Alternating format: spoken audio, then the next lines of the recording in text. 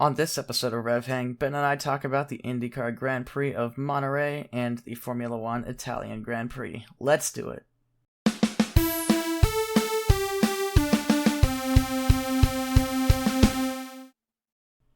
Hello everybody and welcome to RevHang. I'm your host Nathan Nevue, and alongside me today is my fellow gearhead and co-host Ben Bagley. How's it going, Ben? Pretty good. It's about 8 p.m. here. Got my last cup of coffee for the day, and I'm ready to talk about some racing. Nice. Got a cup of coffee at 8 p.m. Another reminder though, we are on very different schedules. Yeah. Hopefully I can work some stuff around and change that at some point. But for now, coffee at 8 sounds good. Sounds good to me. All right. Let's just jump right in. We have a couple of races to talk about today. First one is the IndyCar Firestone Grand Prix of Monterey in Salinas, California. This was the IndyCar finale, and so we do officially have an IndyCar champion for 2022, and we'll get into that in a little bit. So let's go over qualifying for this race at the legendary Laguna Seca track, which I know is one of our favorites. Great place to end the season. Fantastic place to end the season. I think it was at Long Beach last year, which is another good one. So they got their finales down, and I think F1 should take some notes. You don't like Abu Dhabi? Not as a finale, not gonna lie. I think they should just swap that with Brazil. Just give that a quick swap and call that good. But anyway, qualifying for the last race of the season, we'll do the entire field because people are intermixed throughout, and it does kind of matter where people are. This was kind of a nuts race. But first off, on pole position, scoring his 68th pole position of his career and breaking Mario Andretti's pole position record of 67 is Will Power. Awesome job to him. I know he was really gunning for that record, and so I think it's really cool that he got it. Second was Callum Ilott, followed by Alexander Rossi, Roman Grosjean, Pato O'Ward. 6 through 10 was David Malukas, Scott McLaughlin, Felix Rosenqvist, Marcus Ericsson, and Simon Pagenaud. 11 through 15 was Alex Palou, Helio Castro-Neves, Scott Dixon, Rinus VeeKay, and Connor Daly. 16 through 20 is going to be Christian Lundgaard, Kyle Kirkwood, Colton Herta, Graham Rahal, and Devlin DeFrancesco. 21 through 25, well actually 21 through 26 to finish everything out is Jack Harvey, Takuma Sato, Jimmy Johnson, Dalton Kellett, Joseph Newgarden, and Simona De Silvestro. Important things to keep an eye on: Joseph Newgarden starts in 25th. What else? Scott Dixon starts in 13th. Alex Palou starts on 11th. That's kind of it in terms of people to think about. So getting into the race, Will Power took a pretty early lead and gapped the field a little bit. And then Joseph Newgarden started to cut his way through the field. He was flying for the entire race. Yeah. Watching if you watched the Formula One race today and you thought that Verstappen and Hamilton made up some places and signs, watching Joseph Newgarden take it from 25th was pretty crazy to watch on such a tight track. Yeah. He was not afraid to send it, especially into the corkscrew. That was like his overtaking spot this race, which is awesome because that's such a great corner that it was just fun to watch all the overtakes happen there. But also Callum Ilott was in P2 at this point in the race, still pretty early on. He did a very good job to stay up there with the leaders. Qualified second, which it's his rookie season, and that's just very, very impressive. Yeah, cool stuff from him. It's the first time we've kind of seen him shine in IndyCar so far. First kind of moment of brilliance we've seen since his F2 days. Yeah, it's cool to see an F2 driver come over and have success there.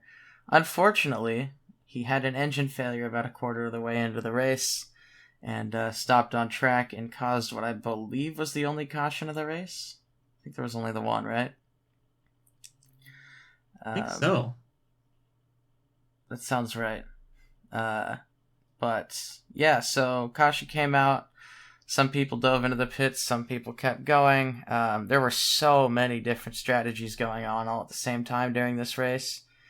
And it all kind of came together and crescendoed at the end. It was a lot of fun to watch play out. But a part of the reason that the strategy was such a big deal was because tire degradation was so high at this track.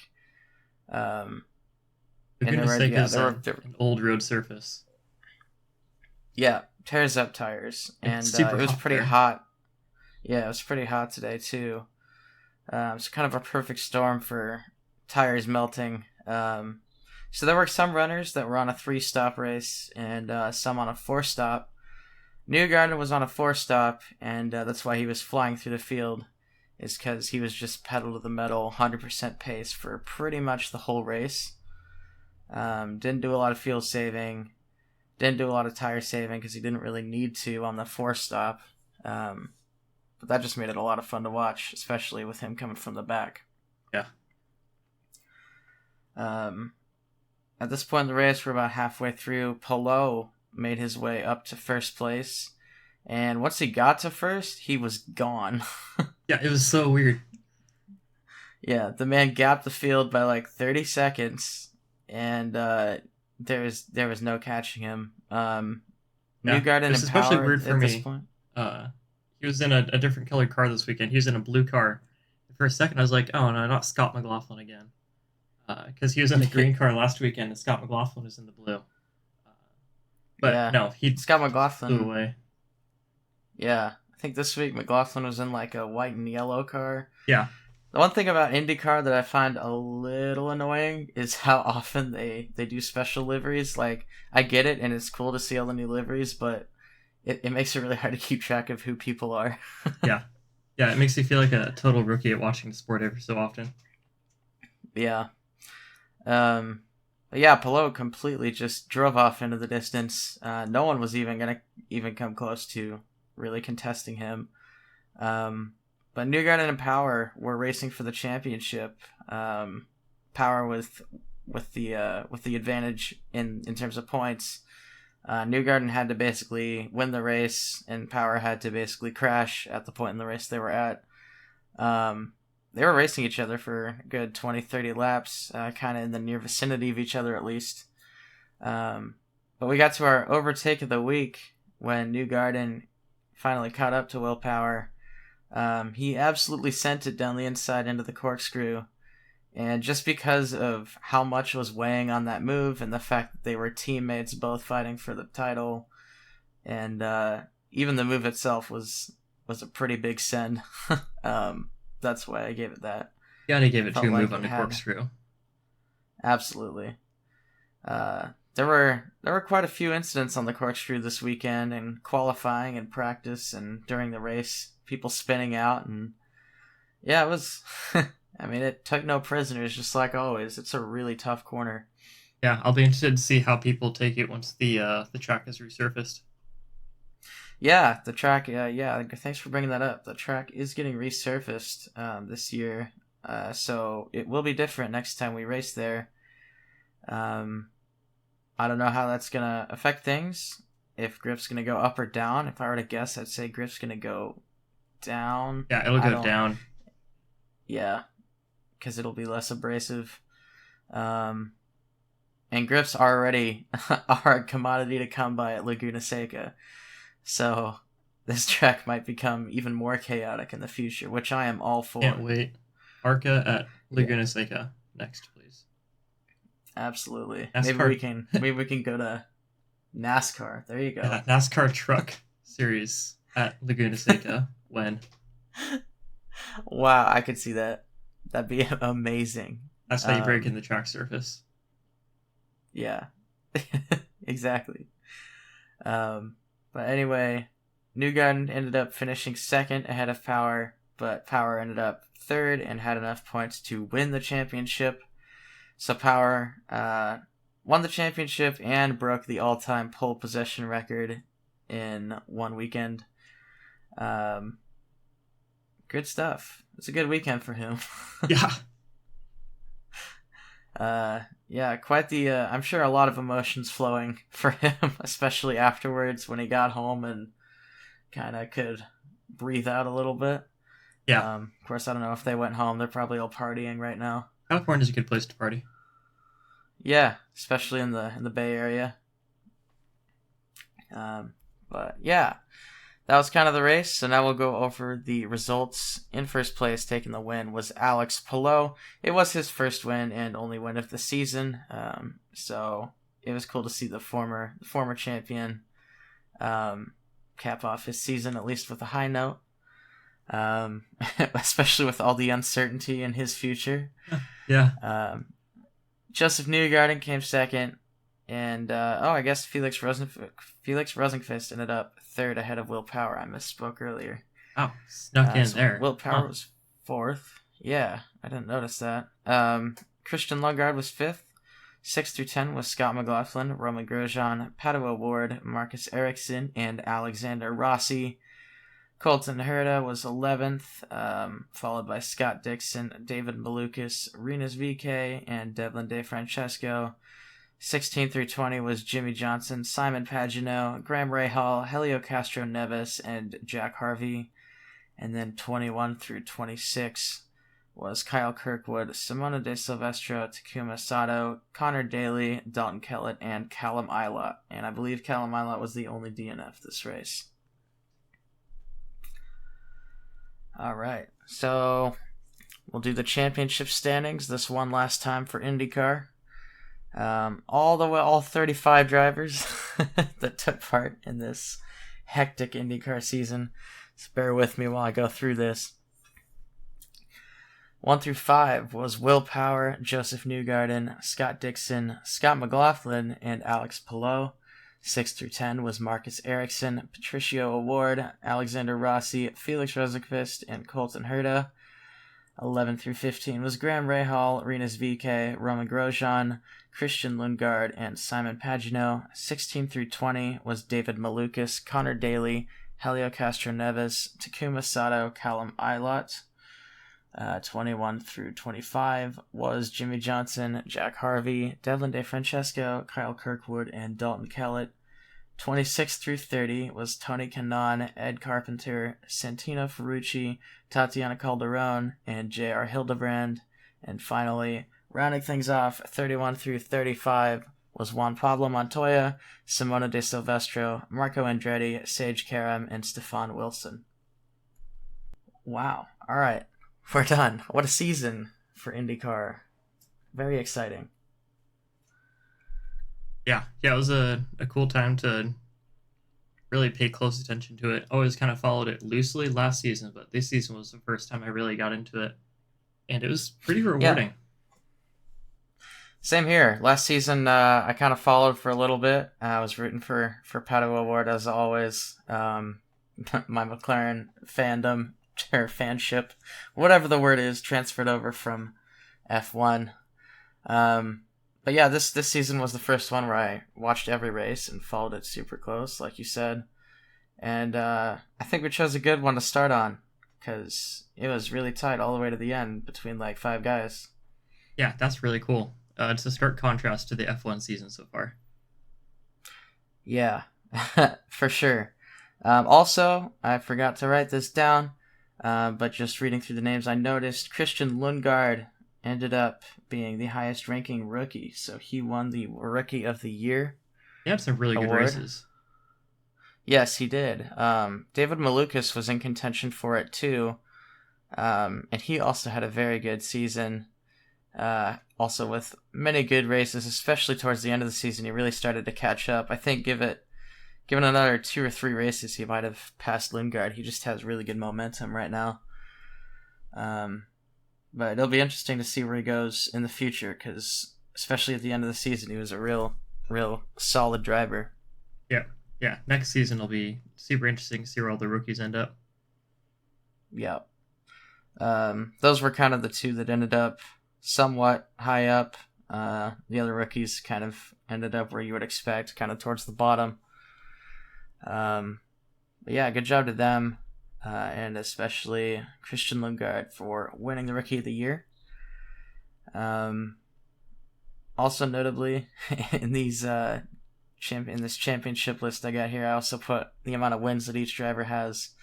I found it very fascinating that Joseph Newgarden won 5 races and did not win the championship, whereas Will Power won 1 and won the championship. I guess, I mean, looking at it and where all the finishes ended up, it was just because Will Power was so consistently, like, top 4. Not a lot of wins, but a lot of podiums and a lot of 4th places. Whereas Joseph Newgarden won a lot of races, but the races he didn't win, he was down in, like, the mid-teens. So, yeah, he was a lot less consistent than Will Power, and as we can see in motorsport, there are many examples where consistency wins championships. But yeah, I just thought that was an interesting little tidbit that just because you have a bunch of race wins doesn't necessarily mean you're going to have the most points at the end of the season if you're not consistent enough. All right, let's move on to Formula One and the Italian Grand Prix at Monza. We'll just jump right into qualifying, or at least the grid order as they started on Sunday. First was, or actually, do you wanna go through this, Ben? Okay, I can do this. Okay, for qualifying, we start off with Leclerc, Russell, and Norris, finishing pretty high on Saturday. Then followed by it, we had his teammate Ricciardo in 4th. Then we had Gasly, Alonso, Verstappen took a penalty. We had a lot of penalties going into qualifying. So you'll see a lot of driver shakeups, in addition to, in 8th, Nick DeVries, who filled in for Alex Albon, who's going through a bout of appendicitis, which I've never gone through myself, but it sounds terrible. Followed by that, we have Zhou and Latifi rounds out the 10th spot. Told you it'd be a weird qualifying. After that, we have Vettel, Stroll, Perez, Ocon, and then we have Bottas in 15th. And then rounding out the bottom 20, we have Magnussen, Schumacher, Sainz, Hamilton, and Tsunoda. Yeah. Yeah, so a lot of penalties. Lots of penalties. I'm not sure what happened to Tsunoda. Actually, no, he had a back of the grid as well. And then Hamilton out-qualified him. So, Hamilton, Tsunoda, and Sainz were kind of sent to the back of the grid. Schumacher had a penalty. Bottas had a penalty. Ocon, Perez. There were a ton. Verstappen had one. That was just a 5-place grid drop, though. But yeah, there was kind of this weird conundrum where after qualifying, it took them like 3 hours to release the official grid order because they had to sort through everything. It was wild. No one actually knew what happened other than Leclerc on pole after qualifying was over. Yeah, it was weird. But Monza's a power circuit, so getting those engine changes in as fast as possible definitely helped some teams make a difference in the race, I think. Absolutely. So speaking of the race, let's get into it. On the start, Lando Norris got a pretty bad start and fell a couple of places. Leclerc took an early lead from Russell and Ricciardo, who slotted back into 2nd and 3rd respectively. But then, as everyone was expecting, Max Verstappen made a charge to the front very quickly. He was in 2nd place by lap 5 after starting 7th. Absolutely nuts. Yeah, that was kind of the story of the race. That's kind of becoming the story of the second half of the season here, is Max is just so fast. Doesn't matter where you put him on the grid, he'll end up in front. Yeah. An early DRS train was created by the McLaren of Daniel Ricciardo, who was in P4. Hung on to that P4 for quite a while, too. He did, yeah. Monza's kind of known for DRS trains. It kind of tends to create very long ones that hinder a lot of drivers. And the reason being is that DRS is not nearly as powerful at Monza because a lot of teams are running as little rear wing as possible anyway. So the DRS slots, I guess you could call it, are super small, and they don't give you nearly as much of a slipstream advantage, or aerodynamic advantage, I guess, in a straight line as they normally would. So, I mean, it's just really hard to stay on the back of people, especially out of the last corner of the Parabolica, which is very, very aero dependent. And so if you're in dirty air, you're going to drop back, and then the DRS isn't quite strong enough to get you past on the straight that follows. So that's kind of the reason that the DRS train is kind of infamous at Monza, I guess. But yeah, Daniel Ricciardo was able to take advantage of that for most of the race. And like you said, he stayed in P4 for a good, probably 2/3 of it, 3/4 even? Yeah, right up until he pitted. Yeah.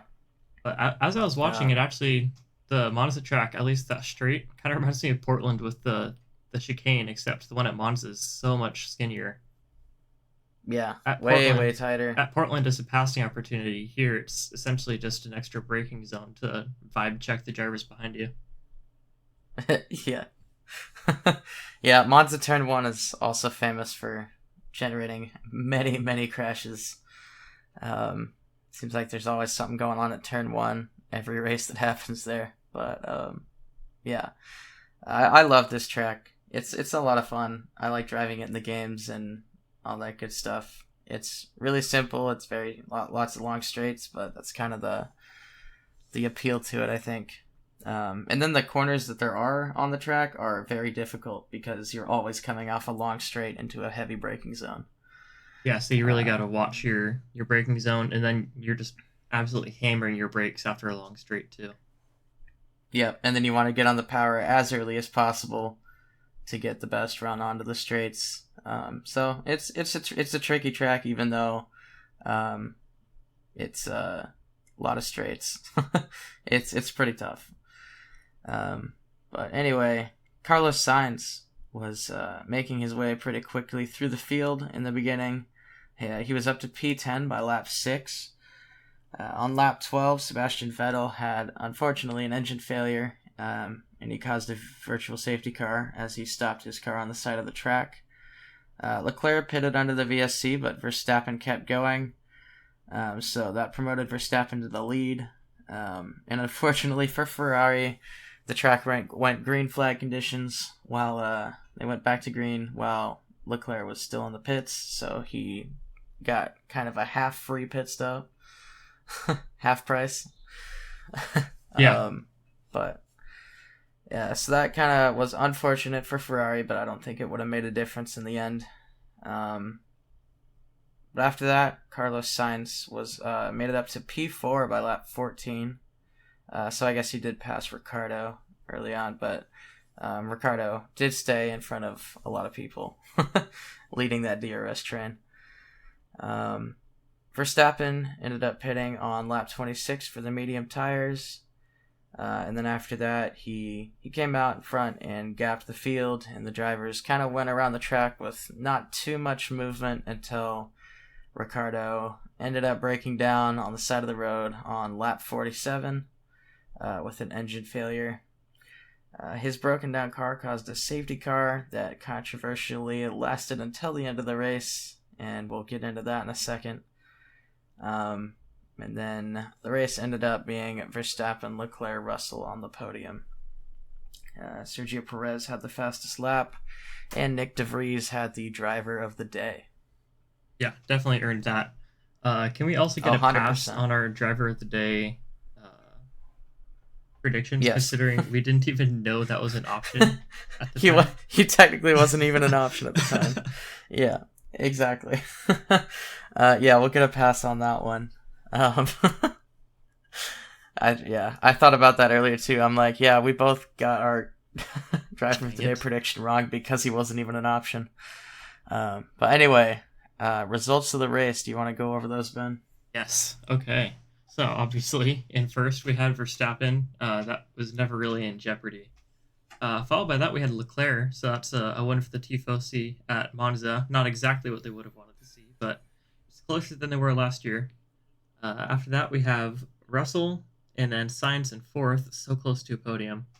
And then we have Hamilton in fifth. We have Perez, Norris, Gasly, Nick DeVries in ninth, followed by Zhou in 10th. And then we have Ocon, Schumacher, Bottas, Tsunoda, and Latifi in 15th, followed lastly by Magnussen in 16th. And then for our DNFs, we had Ricardo, Stroll, Alonso, and Vettel, all due to various different engine failures. Yep. Vettel and Stroll, it was Vettel and Ricardo were the only DNFs that affected the race. Stroll and Alonso were able to make it to the pits with their problems, so they didn't end up holding anybody up. Yeah, crush for Alonso. He was doing super well, very solidly in the top 10, and then just complained about not having a whole lot of power and the engine setup not being quite right all race, and then eventually pitted. Yeah. Yes, this was not the most entertaining race, I'll say it. But it was still Monza. It was still a spectacle. Podium ceremony was awesome. Lots of red smoke as opposed to the orange smoke we're all accustomed to. Yeah. I will say I did really like the pit strategies. A lot of teams were planning on one stops, but between the safety cars and just tire dig and all that, seeing other teams move to 2 or even 3 stop strategies by the end of the race was pretty cool. It was a little harrowing for some of the teams. I wonder if they'd pull it off. Yeah, it was cool seeing the different strategy. What was also cool was we got to see a brand new driver, Nick DeVries, in his first weekend as a Formula One driver. I spent most of the race just watching him and where he was at and just hoping he wouldn't drop back. Yeah, and he didn't, to his credit. He's able to kind of nestle into that DRS train and hang out there for almost the entire race. Yeah, so Nick DeVries actually had a free practice 1 test with Aston Martin this week. So he did that on Friday morning. And then Saturday morning, he was drinking a cup of coffee and gets a call from Williams. And they asked him if he would do them the service of driving their race car that weekend because Alex Albon had appendicitis, as we previously stated, and was in the hospital recovering from his surgery. It was kind of funny. He posted on Twitter that he was bummed because he had a fast car this weekend, so he was bummed that he couldn't race. But he said that the pros of this was he'd have weight reduction for Singapore and cool scars to show off. Yeah, there we go. At least I love Alex Albon. He is such a positive dude. Yeah, it's good to see that his stint at Red Bull didn't break his spirit. Yeah, I feel like Gasly kind of went to a dark place for a little bit. Yeah, they're really bad post breakup. Yeah, Albon's doing okay though. I think he's liking his life at Williams. A lot less pressure on him, and and the fast car didn't go to waste this weekend. Yeah, exactly. So we wish Alex Albon a speedy recovery. Hopefully he'll be back in the car by Singapore. I don't actually know though. They were talking about that in the post-race interview with Nick DeVries. I didn't even think about it, but I don't know if 3 weeks is enough time for Albon to be physically fit for the most demanding race on the calendar. That is a good question. The other thing is I don't know if Nick DeVries is ready for the most demanding race on the calendar when he was saying after the least demanding race on the calendar, physically at least, that his shoulders were killing him and he could barely lift his arms. Yeah. So going from Italy, which is like I said, it doesn't take a huge toll on the drivers who are in shape and in race fitness. For that to wear him out, which I don't blame him because it's still an F1 car and you still got a lot of G-force on you for a sustained period. I'm not sure if he can handle Singapore with the heat and humidity, and it's a street circuit, so the G-forces are even higher. It's gonna be interesting. Dude needs to see if he can even keep his head up.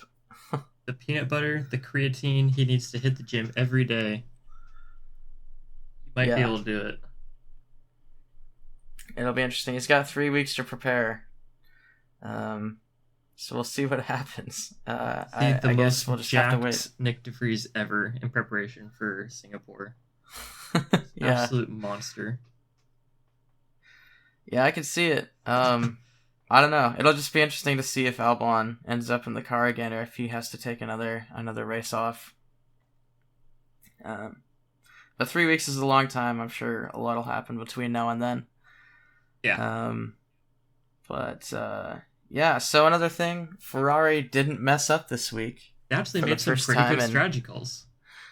they did. It was awesome. Like Crazy. seeing Ferrari perform at the expected level. Yeah, it's just unfortunate that they gave Red Bull so much time to come up with the most dominant car on the grid. Yeah.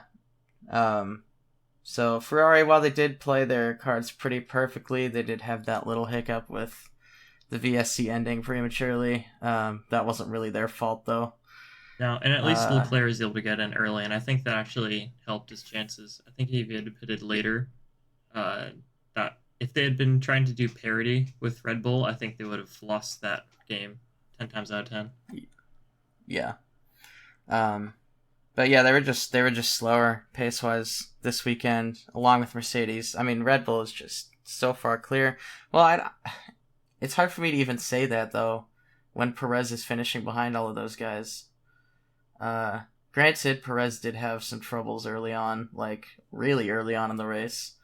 Had to pit on like lap 6, I think, lap 6 or 7. Yeah, and I think I saw somewhere that he actually has a different version of the car than Max, due to some cost constraint thing or something. Oh, that would explain it. Because I was gonna say that, I mean, the Red Bull doesn't, in Perez's hands, doesn't look any faster than the Ferrari or Mercedes. It looks pretty equal. Yeah, no, which wasn't the case at the start of the season. Not at all. No.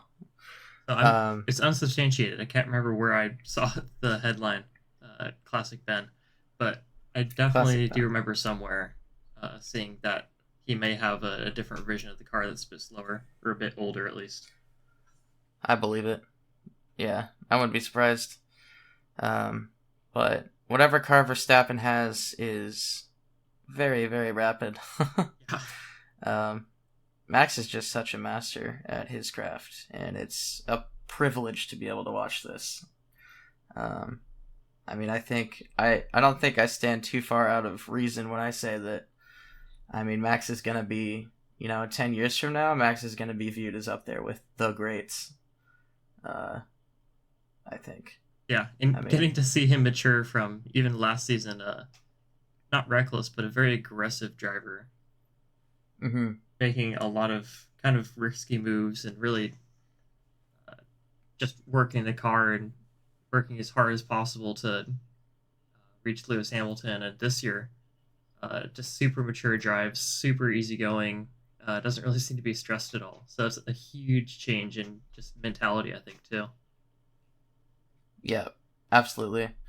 I'm very excited to see where Verstappen's career goes. I know he said that F1 is not his forever home. He does want to do other things in his life. So I don't think he's going to be around for as long as a lot of people think he is, especially if he just wins a bunch of championships. But I don't think his goal is to be the greatest of all time in F1, so I don't think he's going to try to beat, Lewis's records or anything. NASCAR Truck Series. Yeah, maybe. I wouldn't be surprised if he went out to Rally, though. I don't know. Rally seems like more likely to me. Could be World Endurance, too. I think he's expressed interest in Le Mans a few times. That'd be cool. Yes, that would be pretty neat. Maybe he'll have a similar path to Fernando Alonso in that respect. But anyway, Mercedes had really good straight line speed this week. I was not expecting that. They haven't been good in a straight line this year so far, but they were right up there, fighting it out with the Ferraris. So, promising stuff from them as we head into the end of the season.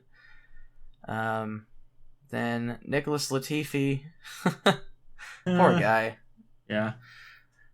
I kind of feel bad for him. But, I mean, it's kind of become obvious that he's not the guy Williams needs when Nick DeVries steps into that car for the first time on Saturday. Doesn't even Absolutely get to put the test guy really. down.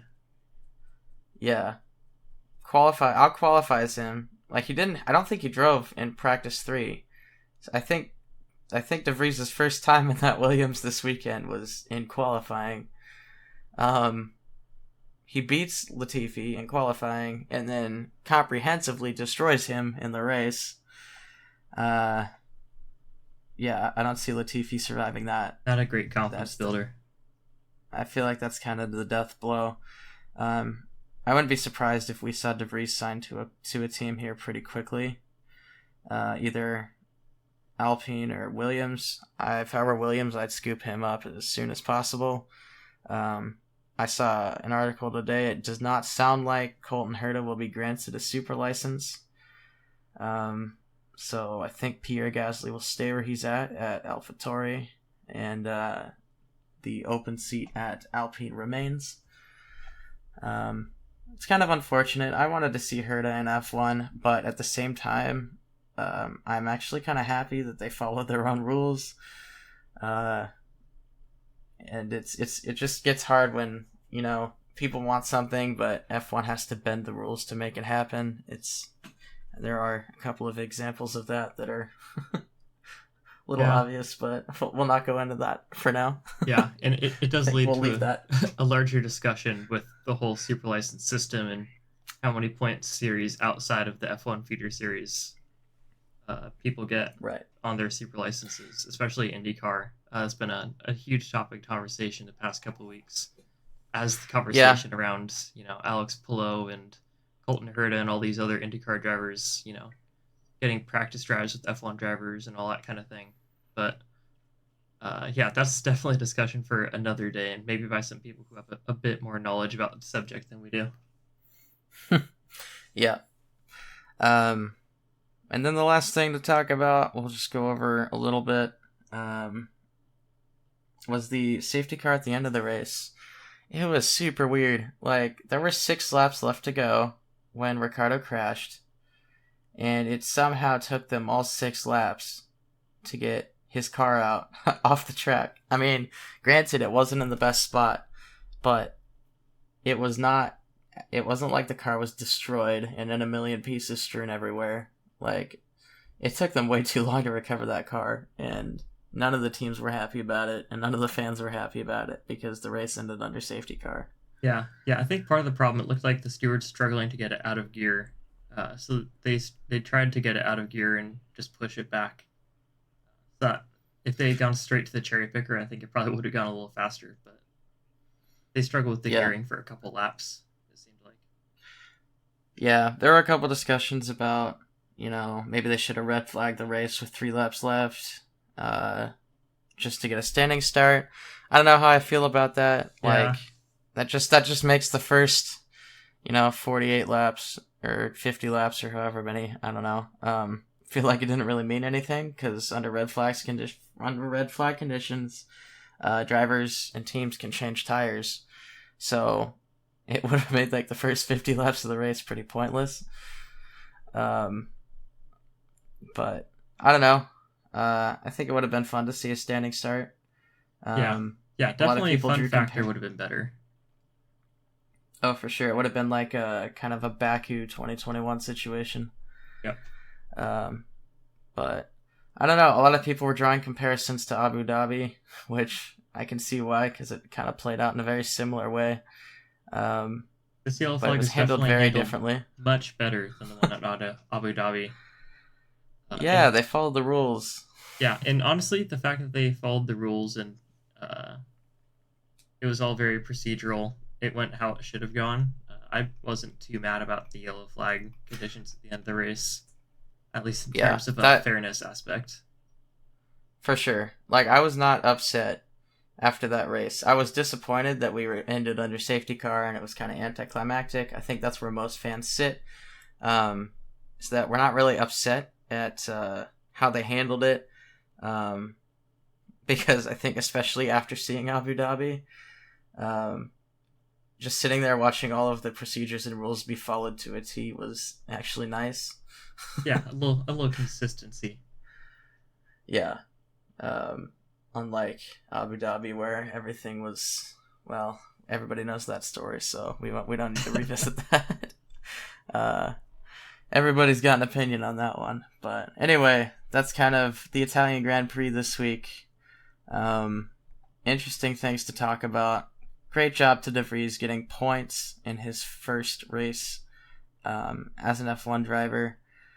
It's pretty cool. I would say it doesn't happen too often, but I feel like every single rookie that has come in the last 2 or 3 years has scored points in their debut. Yeah, Zhou Guanyu, Yuki Tsunoda, Did, yeah. De Vries have all scored points on their rookie debut.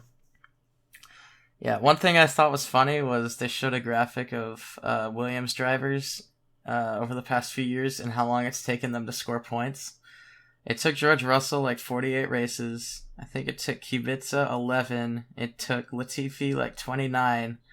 And then De Vries comes out and scores it on his first race with Williams. Pretty cool. I think George Russell might have had his head in his hands a little bit on that one, but I don't think he has too much to complain about in a second place podium at Monza with Mercedes. Yeah, he's probably pretty happy with that. Yeah, he's having a great season. And I'm sure they're probably friends too, because De Vries is a Mercedes reserve driver, so they probably know each other pretty well. And I know Lewis Hamilton was congratulating him after the race and did on social media as well. It feels like a lot of people really like De Vries and would not mind having him on the grid next year. And yeah. So let's go over the championship real quick. Not much has changed. We won't go through everything. Anything notable? Nick De Vries moves into 20th place ahead of Nico Hülkenberg and Nicholas Latifi. So Latifi's not even in the top 20 anymore. Got those 3 Williams at the bottom, except for Nico Hülkenberg. Other than that, not much has changed. Verstappen's still out in front. Leclerc's still in second. George Russell is catching up to second place, though. 16 points behind Leclerc in second and 7 points behind Perez in third. I think those 3 are going to start fighting it out pretty closely here. But yeah, and then constructors-wise, I don't think anything really changed. It looks like it all stayed the same. No, Alpine had a terrible weekend in their fight against McLaren. They're still ahead, but having Alonso and did Ocon retire? No, Ocon just didn't get into the points. They did not have a very good weekend against McLaren, who got Norris into 7th. Yeah. Where did Ricardo end up? He was DNF. Oh, he DNF. That's right. Yeah. So McLaren made a little bit of headway on Alpine. Maybe the fight will heat up again, but we'll see. I still think Alpine's probably got 4th place. They're just they have a really fast car. Yeah. But all right, pit stop championship. Surprise, surprise. The winner once again goes to Sergio Perez with a time of 23.299 from pit entry to pit exit. These times really made a difference this time. The pit entry and exit are so much shorter in Monza than a lot of other tracks. Yeah. Yeah, the pit stops did make a huge difference. There were a couple of pretty close calls coming out of the pit lane. But yeah, so Perez first, followed by Leclerc and Sainz on the podium for this. 4 and 5 were Verstappen and Tsunoda. 5 through 10, rounding off the points, was Russell, Stroll, Latifi, Hamilton, and Ocon. Pit stop championship standings, drivers, nothing's really changed. And constructors, nothing's really changed. So pretty run-of-the-mill finishing order, I guess. Yeah. It is official that Lewis Hamilton is out of championship contention. If you do the math, there's 164 points left in the season, and he is 168 points behind. Oh. Okay, cool. Yeah, there's that little tidbit. So Hamilton's out of the championship. Are you talking about the championship, or the pit stop championship? Oh, the regular championship. Sorry, I got distracted. I was looking up and doing the math. I completely got lost. No, it's okay. I was just I wanted to clarify. Yeah, so Hamilton's out of championship, so Sainz is the last one in contention mathematically, right? Yes. Yeah. Okay. Actually, Max Sorry Verstappen to derail the conversation a little bit. No, it's okay. We can talk about this because Max Verstappen technically, I think, has a possibility of winning the championship in Singapore in the next race. Correct. I think a lot of bad things would have to happen to Ferrari for that to happen, but that is not unheard of. It's possible. Ferrari has shown us before. Yeah. So if we get Perez out of the points, and then the Ferraris out of the points, Verstappen might win here next time, but we'll see. Yep. I think it's probably likely that he'll wrap it up in Japan, which will be cool because that's Honda's home race, and I think Japan has a pretty cool podium ceremony, if I remember correctly. It would have been way cooler if we had the Red Bull white Honda livery this year, yeah. And Max Verstappen won. Yeah, that would be cool. Well, 1 year too late. Yep. But we did get to see that livery at least. It got used in Turkey last year, I think. Yeah. So, yeah, it'd be cool if they brought it back, but I don't think they will because Honda's technically not affiliated with Red Bull, but they also are. It's weird. I don't know the specifics of their agreement. Yeah. But they kind of took a back seat, I think, but they're still like advising their engine department. It's a lot of weird stuff and weird political red tape and stuff, I'm sure. I don't know. We're not paid enough to know. Exactly. Actually, we're not paid anything. I was going to say I haven't been paid for any of this yet. But yeah, let's move on to our predictions for the Italian Grand Prix. To remind everybody of the top 5 that actually occurred, it was Verstappen, Leclerc, Russell, Sainz, and Hamilton. So I guess I'll go first. I got Verstappen right, winning the race, but then I said Perez, Leclerc, Russell, Sainz, with Hamilton as my dark horse. Yeah. What'd you say? I also put Verstappen as first. I had Perez finishing second, though, followed by Sainz, Hamilton, and Leclerc, and then I had Alonso as my dark horse. Ooh, bummer. Yeah. One thing I will say is if Perez got second and everything else stayed the same, I would have gotten every single pick right all the way to my dark horse Hamilton in 6th place. Man, that would have been nice. But that did not happen. We have yet to have a fully correct podium, I think. Yeah, it might be a while. Maybe next season. But maybe. We'll see. There's still 6 races this season. It could happen. But fastest lap went to Sergio Perez this race. I said Verstappen. Yeah, we both put Verstappen for that. Yep. And driver of the day went to Nick de Vries, who was not even an option at the time of our guessing. We're calling it a wash. Yeah. So I said Norris. I had Schumacher. And you said Schumacher. But we'll give it to de Vries. I am happy that he got it. He deserved it. Every bit of it. So moving on to our predictions for the Singapore Grand Prix.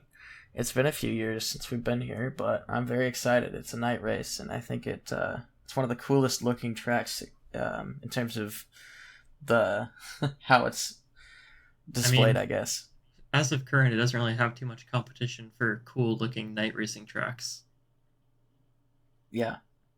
I think if they made Miami a night race, that might change things, but I don't know. Vegas next year will be interesting. That's for sure. Vegas will be a spectacle for sure. I can't wait. I don't think I'm going to be able to afford to go because I'm hearing how much the ticket prices are going to be, and it's bad. Yeah. But maybe Austin. Maybe we can go to Austin next year. I'm thinking that's much more reasonable. Probably. All right. I guess, do you want to predict first, or do you want me to go Sure. first? Okay. Okay, Singapore GP. Well, it sounds so boring, but Verstappen's probably going to win this. Uh-huh. I think Leclerc second, and followed by Russell, Hamilton, and Sainz. And then my dark horse, I'm going to say... It's not going to be Yuki Tsunoda. That'd be... I don't know. I kind of want. Wow. I kind of want to see him win a race. I've been thinking about it a lot recently. I don't know why. You want Yuki Tsunoda to win a race? Want Yuki Tsunoda to win a race, or at least get a podium, or somewhere close. Wow. Ben wants Yuki Tsunoda to win a race. We'll see. But no, for my dark horse, I am going to put... This is a tough one. I don't know how any of these drivers are going to behave on this track in these cars. Yep, it is the first time we're seeing these cars on this super tight track. Do I dare put Nick DeVries? Oh, man, you're betting he's going to be driving. You could send it. No, I'll go back to I'll put in Alonso. I'll give him another chance. Okay. All right, I'm going to say Verstappen as well wins this race. Second, I'm going to put Hamilton second, actually. Ooh. And Russell third. Perez fourth. Leclerc fifth. And I guess I'll do Sainz as my dark horse. Right, we'll see how that shapes up. Yeah, I think McLaren's going to have the edge at this one. And Hamilton's really good at Singapore. Yeah. But, all right, fastest lap. What are you thinking? I'll put Perez. Perez? Okay. Yeah. Who do I think? I'm going to say Leclerc. And driver of the day. Driver of the day. Do you think it's going to be based on a fan favorite or race performance this time? Well, that's kind of the question, isn't it? Well, I'm gonna take I'll take the plunge. I'm gonna say Nick DeVries because if Nick DeVries drives, I think he'll win driver of the day. Yeah. Okay. So I'll take my risk, and if he doesn't drive, then oh well. Okay. I'm gonna put Leclerc. Okay. That makes a lot more sense. All right. That rounds off our predictions, and that kind of rounds off the episode. Do you have any wonderful words of wisdom for the wonderful people out there, Ben? Yeah. So if you're fishing a really deep lake, particularly for a particularly aggressive trout-like fish, you don't really want to go for a super discreet kind of more fish-like lure. You want to go for kind of a louder lure. Like a buzz bomb or a bigger spinner, and just troll that thing along the bottom for like half an hour and give that a try. Did you catch anything, Ben? Caught one 10-inch rainbow trout. Between the 3 pulls we had in the water and the 3 days we were on the water, we caught one 10-inch rainbow trout. Attaboy. Nice. Yeah. Sounds fun. Yeah. I wish I got to go camping before summer ended, but now everywhere I could go camping is on fire, so you're gonna get liners long pretty quick if you go out now. Yeah, not the best idea, but maybe I can do some winter camping. My favorite. That'll be interesting. Yeah, right. Dig out a little ice cave, all that good stuff. But anyway, before we get too far down that rabbit trail, thank you everybody so much for listening to this episode of RevHang. If you enjoyed it, leave a like or rating on the platform you listened on. If you'd like to follow our thoughts and opinions on the motorsport world, follow us on Instagram and Twitter at RevHang Media.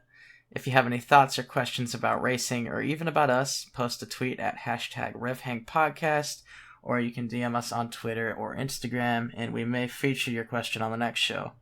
We'd absolutely love to interact with you guys and get the dialogue going. You can follow Ben on Instagram at BenjiMeetsWorld and or myself at 2n_squared.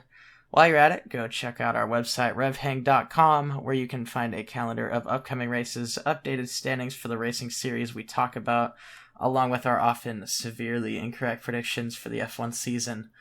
We will return in 3 weeks to talk about the Singapore Grand Prix, but until then, I have been Nathan. And I've been Ben. Thanks for hanging out. See you guys.